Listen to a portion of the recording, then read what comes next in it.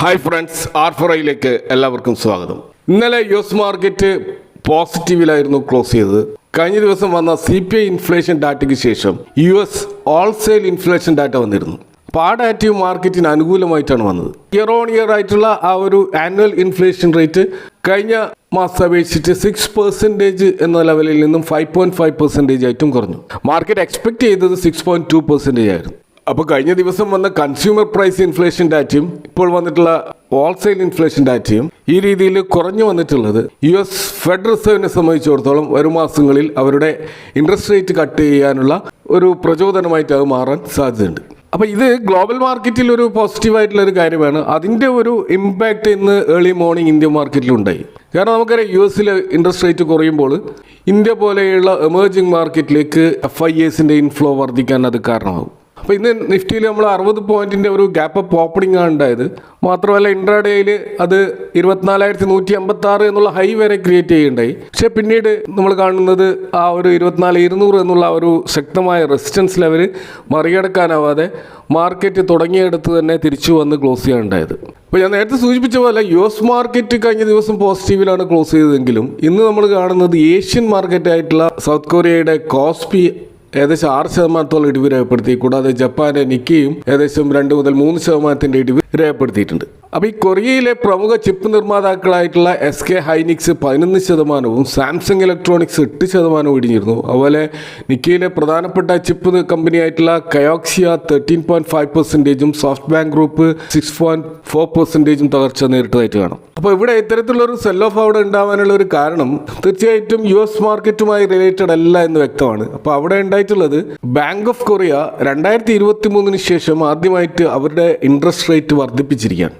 അപ്പോൾ middle east സംഘർഷങ്ങൾ കാരണം ഇൻഫ്ലേഷൻ വീണ്ടും ഉയരാതിരിക്കാനുള്ള ഒരു മുൻകരുതലായിട്ടാണ് കൊറിയയുടെ സെൻട്രൽ ബാങ്ക് ഈ രീതിയിലുള്ള ഒരു തീരുമാനം എടുത്തിരിക്കുന്നത്. ഇപ്പോൾ US ഇറാനും തമ്മിലുള്ള നിലവിലുള്ള മിസൈൽ ഡ്രോൺ ആക്രമണങ്ങൾ ഗ്ലോബൽ സപ്ലൈ ചെയിനെ വലിയ തോതിൽ ബാധിക്കുമെന്ന് പൊതുവെ ഏഷ്യൻ മാർക്കറ്റ് ഭയപ്പെടുന്നുണ്ട്. ഇപ്പോൾ തായ്വാന്റെ ചിപ്പ് ഭീമനായിട്ടുള്ള ഹൈടെക് ചിപ്പ് നിർമ്മാതാക്കളായിട്ടുള്ള TSMCയുടെ ഫൈനാൻഷ്യൽ ഏർണിംഗ്സ് റിപ്പോർട്ടുകൾ വരാനിരിക്കുകയാണ്. അതുകൊണ്ട് തന്നെ ഇൻവെസ്റ്റേഴ്സ് അവിടെ വലിയ റിസ്ക് എടുക്കാതെ ഈ Asian semi conductor chip related ആയിട്ടുള്ള മാർക്കറ്റുകളിൽ നിന്ന് പണം പിൻവലിച്ചതാണ് അവിടെ ഒരു ഇടിവുണ്ടാവാനുള്ള കാരണം. അപ്പോൾ ഏഷ്യൻ മാർക്കറ്റിൽ ഉണ്ടായിട്ടുള്ള ഒരു സഡൻ ഫോള് അത് ഒരുപക്ഷെ ഇന്ത്യൻ മാർക്കറ്റിനെ ഇമ്പാക്ട് ചെയ്തുകൊണ്ടാവാം നമ്മുടെ മാർക്കറ്റിൽ തുടക്കത്തിൽ ഉണ്ടാക്കിയിട്ടുള്ള ആ ഒരു മുന്നേറ്റം നിലനിർത്താനാവാതെ താഴേക്ക് വന്നത്. കൂടാതെ ക്രൂഡ് ഓയിലിൻ്റെ വില 84-85 റേഞ്ചിലാണ് ഇപ്പോൾ നിൽക്കുന്നത്.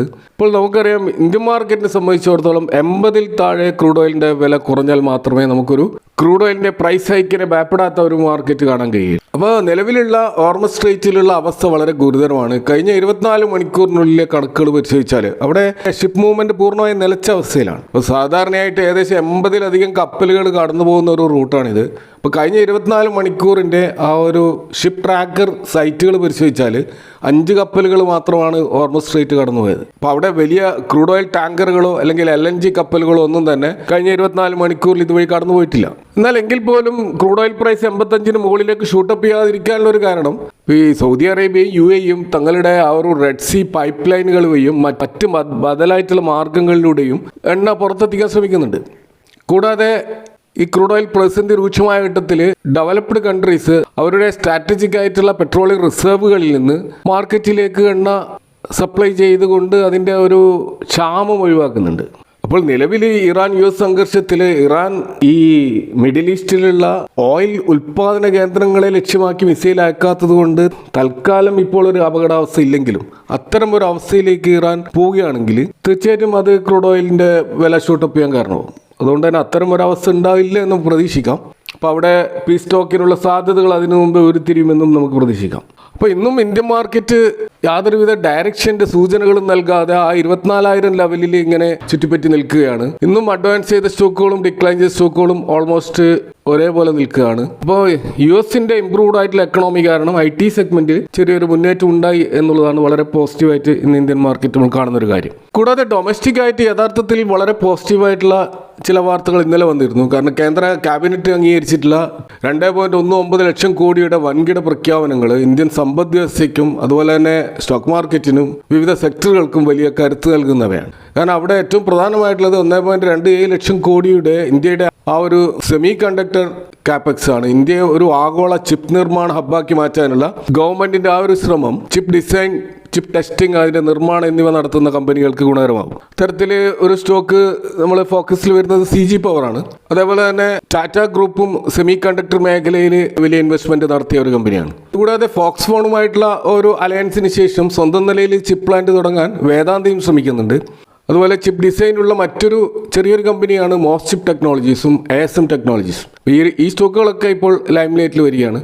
അതുപോലെ പ്രധാനപ്പെട്ട ഒരു PSU കമ്പനി ആയിട്ടുള്ള ഭാരത് ഇലക്ട്രോണിക്സിലും ഈ ഒരു സെമി കണ്ടക്ടർ ഹബിൽ വലിയ തോതിൽ കോൺട്രിബ്യൂട്ട് ചെയ്യാൻ പറ്റുന്ന ഒരു സ്റ്റോക്കാണ്.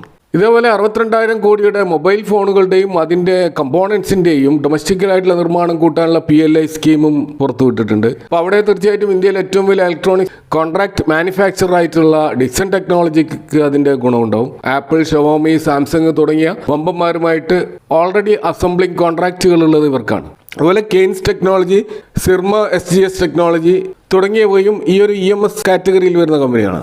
അതുപോലെ ഓപ്റ്റിമസ് ഇൻഫ്രാകോം എന്ന സ്റ്റോക്കും ഈ മൊബൈൽ IT ഹാർഡ്വെയർ നിർമ്മാണ മേഖലയിലുള്ള ഒരു സജീവമായ കമ്പനിയാണ്. ഇതുകൂടാതെ ഈ ഒരു ക്യാബിനറ്റ് അപ്രൂവലിൽ വാരാണസിയിൽ റോഡ് വികസന പദ്ധതികൾക്കും ഇൻഫ്രാസ്ട്രക്ചർ നിർമ്മാണ കമ്പനികൾക്കും പുതിയ ഓർഡർ നൽകുക ഉള്ള ഒരു പ്രൊജക്റ്റ് നമുക്ക് കാണാൻ കഴിയും. അപ്പോൾ അവിടെ തീർച്ചയായിട്ടും KNR കൺസ്ട്രക്ഷൻസ്, അതുപോലെ PNC ഇൻഫ്രാടെക് പോലെയുള്ള UP ബേസ്ഡ് ആയിട്ടുള്ള കമ്പനികൾക്ക് വലിയ ഗുണമുണ്ടാവും. അതുപോലെ തന്നെ ഇന്ത്യയിലെ ഏറ്റവും വലിയ ഇൻഫ്രാസ്ട്രക്ചർ കമ്പനിയായിട്ടുള്ള ലാർസൻ ആൻഡ് ടൂബ്രോയും തീർച്ചയായിട്ടും ഇതിൻ്റെ ഒരു ബെനിഫിഷ്യറി ആയിരിക്കും. അതുപോലെ തന്നെ HG infra engineering, GR infra project തുടങ്ങിയ റോഡ് ഹൈവേ മേഖലയിൽ പ്രവർത്തിക്കുന്ന കമ്പനികൾക്കും ഇതുമായി ബന്ധപ്പെട്ട ഓർഡർ ബുക്കുകൾ കിട്ടാനുള്ള സാധ്യത കൂടുതലാണ്. ഇതുപോലെ തന്നെ മറ്റൊരു പ്രഖ്യാപനം ഇതിലുണ്ടായിട്ടുള്ളത് ഡൊമസ്റ്റിക് യൂറിയ ആൻഡ് ഫെർട്ടിലൈസർ പോളിസിയാണ്.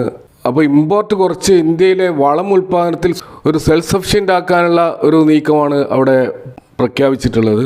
അപ്പോൾ അത് തീർച്ചയായിട്ടും ഫെർട്ടിലൈസർ സ്റ്റോക്കുകൾക്ക് പോസിറ്റീവാണ്. കോറമൻഡൽ ഇന്റർനാഷണൽ, ചാമ്പാൽ ഫെർട്ടിലൈസേഴ്സ് പോലെയുള്ള സ്റ്റോക്കുകൾ ഈ യൂറിയ നിർമ്മാണത്തിലും ഫോസ്ഫാറ്റിക് വളം നിർമ്മാണത്തിലുമൊക്കെ ഓൾറെഡി എസ്റ്റാബ്ലിഷ്ഡ് ആയിട്ടുള്ള കമ്പനികൾ, അവർക്ക് ഇതിൻ്റെ ഗുണങ്ങൾ ലഭിക്കാൻ സാധ്യതയുണ്ട്. അതുപോലെ തന്നെ Rashtriya chemical and fertilizers, national fertilizers, അതുപോലെ FACT തുടങ്ങിയ സ്റ്റോക്കുകളിലും ഇതിൻ്റെ ഇമ്പാക്റ്റ് ഉണ്ടാവും.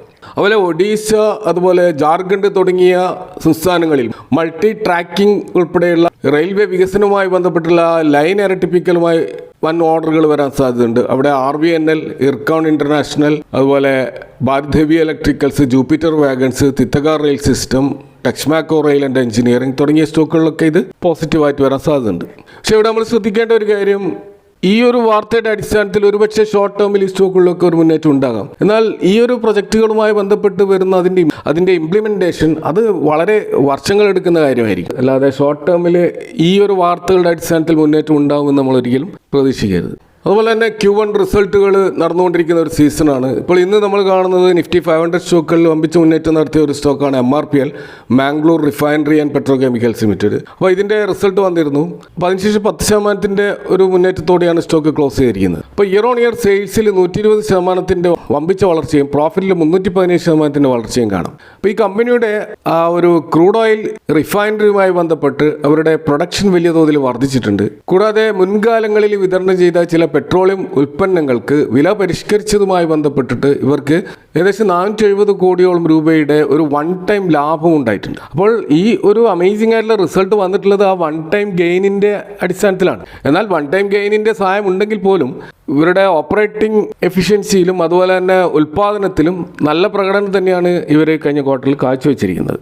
അപ്പോൾ അതിൻ്റെ ഒരു ഇമ്പാക്റ്റാണ് ഇന്ന് സ്റ്റോക്കിൽ ഉണ്ടായിട്ടുള്ളത്. ഇതേപോലെ തന്നെ മറ്റൊരു സ്റ്റോക്ക് ശക്തമായ മുന്നേറ്റം ഇന്ന് നടത്തിയത് ബെല്ലാണ്, ഭാരത് ഹെവി ഇലക്ട്രിക്കൽസ് ലിമിറ്റഡ്. 4% ഈ സ്റ്റോക്ക് മുന്നേറിയിട്ട് ക്ലോസ് ചെയ്തായിട്ട് കാണാം. ഇതിൻ്റെയും ഇയർ ഓൺ ഇയർ സെയിൽസിൽ 40% വർധനമുണ്ടായിട്ടുണ്ട്. പ്രോഫിറ്റിൽ 183% വർധനമാണ്. ഇപ്പോൾ വലിയ നഷ്ടങ്ങളിൽ നിന്ന് കമ്പനി വമ്പിച്ചൊരു ടേൺ അറൗണ്ട് നടത്തി ലാഭത്തിലേക്ക് പ്രവേശിച്ചു എന്നതാണ് ഈ ഒരു റിസൾട്ടിൻ്റെ സവിശേഷത. ഇപ്പോൾ കഴിഞ്ഞ 1-2 വർഷങ്ങളായിട്ട് railway, Vande Bharat വാഗണുകൾ, defence, power sector എന്നിവയിൽ ബെല്ലിന് വലിയ ഓർഡറുകൾ ലഭിച്ചിരുന്നു. എന്നാൽ ഈ ഓർഡറുകൾ കൃത്യമായിട്ട് വരുമാനമാക്കി മാറ്റാൻ അല്ലെങ്കിൽ അതിൻ്റെ എക്സിക്യൂഷൻ കമ്പനിക്ക് സാധിച്ചു തുടങ്ങിയത് ഇപ്പോഴാണ്. അതിൻ്റെ അടിസ്ഥാനത്തിലാണ് 40% ഒരു ഉയർച്ച നമ്മൾ വരുമാനത്തിൽ കാണുന്നത്.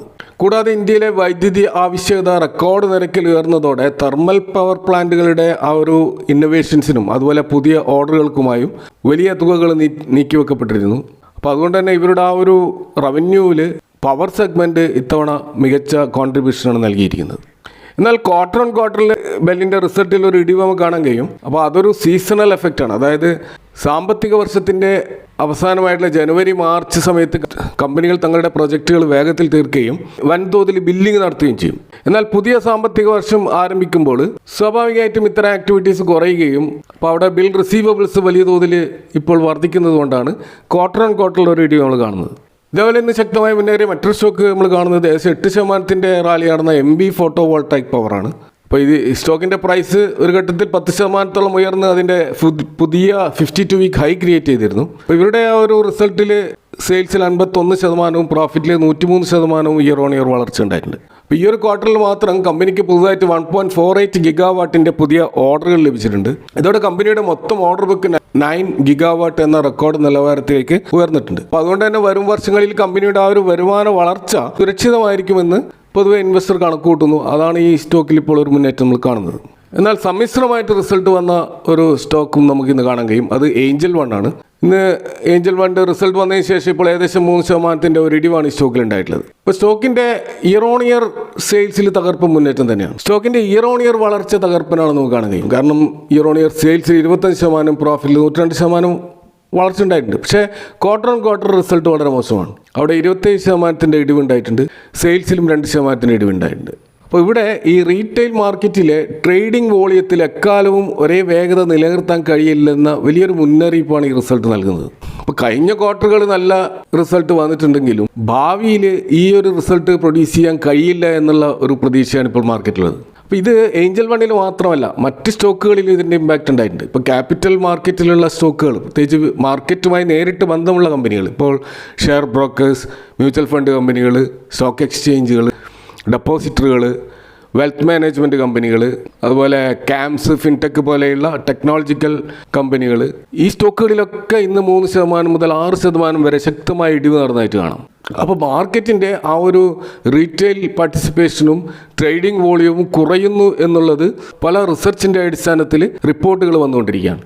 അപ്പോൾ ഇത് ഗ്രോ, ആനന്ദ് രഥി, മോട്ടിലാൽ ഒസ്വാൾ, നുവാമ, 361 തുടങ്ങിയ എല്ലാ ബ്രോക്കിംഗ് വെൽത്ത് കമ്പനികളെയും താഴോട്ടേക്ക് വലിച്ചിട്ടുണ്ട്. കൂടാതെ മ്യൂച്വൽ ഫണ്ട് മേഖലയിലെ ലീഡിംഗ് കമ്പനിയായിട്ടുള്ള HDFC AMC അവരുടെ റിസൾട്ടിൽ 12% വളർച്ച ഉണ്ടായിട്ടുണ്ടെങ്കിലും വരുമാന വളർച്ചയേക്കാൾ മാർജിൻ കംപ്രഷൻ ഉണ്ടായിട്ടുണ്ട്. ഇതും മാർക്കറ്റിൽ ഒരു ആശങ്ക ഉണ്ടാക്കുന്നുണ്ട്. അപ്പോൾ ഇത് മറ്റ് മ്യൂച്വൽ ഫണ്ട് സ്റ്റോക്കുകൾ ഇമ്പാക്റ്റ് ഉണ്ടാവുമെന്നും മാർക്കറ്റ് ഭയപ്പെടുന്നുണ്ട്. ഇപ്പോൾ നിപ്പോൺ ഇന്ത്യ, UTI AMC, അതുപോലെ ആദിത്യ ബിർള AMC ഇവയിലൊക്കെ ഇതിൻ്റെ ഇമ്പാക്റ്റ് നമുക്ക് ഇന്ന് കാണാൻ കഴിയും. അപ്പോൾ ബ്രോക്കർമാരുടെയും മ്യൂച്വൽ ഫണ്ടുകളുടെയും വരുമാനം കുറയുമ്പോൾ അത് സ്വാഭാവികമായിട്ടും മാർക്കറ്റിൻ്റെ ട്രേഡിംഗ് വോളിയം കുറയുകയും പുതിയ അക്കൗണ്ടുകളുടെ എണ്ണത്തെയും അത് ബാധിക്കും. ഇത് BSE, അതുപോലെ CDSL, NSDL, ക്യാംസ്, ഫിൻടെക് ഇവർക്കൊക്കെ ഇതിൻ്റെ ഇമ്പാക്റ്റ് ഉണ്ടാവും. ഇത് കൂടാതെ ഈ ഒരു മേഖലയിലുള്ള പല സ്റ്റോക്കുകളും ഹൈ വാല്യുവേഷനിലാണ് ട്രേഡ് ചെയ്യുന്നത്. അപ്പോൾ അതിൻ്റെ ഒരു ഹെൽത്തി കറക്ഷനും ഇപ്പോൾ നടന്നിട്ടുണ്ട് എന്ന് വേണം മനസ്സിലാക്കാൻ. നമ്മൾ ഫൈനലായിട്ട് നിഫ്റ്റിയുടെ ലെവലിലേക്ക് വരികയാണെങ്കിൽ ഇപ്പോൾ പുട്ട് കോൾ റേഷ്യോ 1 താഴേക്ക് ആണ് നിൽക്കുന്നത്. 0.82 എന്ന ലെവലിലേക്കാണ് അത് എത്തിയിരിക്കുന്നത്. അപ്പോൾ അത് ബിയറിഷ് ആയിട്ടുള്ള ഒരു സിറ്റുവേഷനാണ്. മാർക്കറ്റ് മുകളിലോട്ട് കയറാൻ മടിക്കുന്ന ഒരവസ്ഥയാണ് നിലവിലുള്ളത്. ഇപ്പോൾ 24,100-ലും അതിന് മുകളിൽ 24,200 സ്ട്രൈക്കുകളിലും കടുത്ത കോൾ റേറ്റിംഗ് നടന്നിട്ടുണ്ട്. അപ്പോൾ ഈ ലെവലുകൾ മറികടക്കുക എന്നുള്ളത് നിഫ്റ്റിയെ സംബന്ധിച്ചിടത്തോളം വലിയ വെല്ലുവിളിയായിട്ട് ഇപ്പോൾ നിൽക്കുകയാണ്. ഇപ്പോൾ 24ാം സ്ട്രൈക്കിൽ തന്നെയാണ് ഹയസ്റ്റ് പുട്ട് സൈഡിലുള്ള ഓപ്പൺ ഇൻട്രസ്റ്റ് ഉള്ളത്. അപ്പോൾ മാർക്കറ്റിന് താഴോട്ടേക്ക് പോകാതെ നിലനിർത്തുന്നത് ഈ ഒരു പുട്ട് റേറ്റിംഗ് ആണ്. അതിലൊരു മാറ്റം വരാത്ത കാലത്തോളം മാർക്കറ്റ് ഇപ്പോഴും സേഫ് തന്നെയാണ് എന്ന് വേണം മനസ്സിലാക്കാൻ. അപ്പോൾ ഇതൊക്കെയാണ് ഇന്നത്തെ മാർക്കറ്റുമായി ബന്ധപ്പെട്ട് നിങ്ങൾ ഷെയർ ചെയ്യാനുള്ളത്. ഈ വിഷയങ്ങളുമായി ബന്ധപ്പെട്ട നിങ്ങളുടെ അഭിപ്രായങ്ങളും കമൻറ്റുകൾ അറിയിക്കുക. Thanks for watching. See you next time with another video.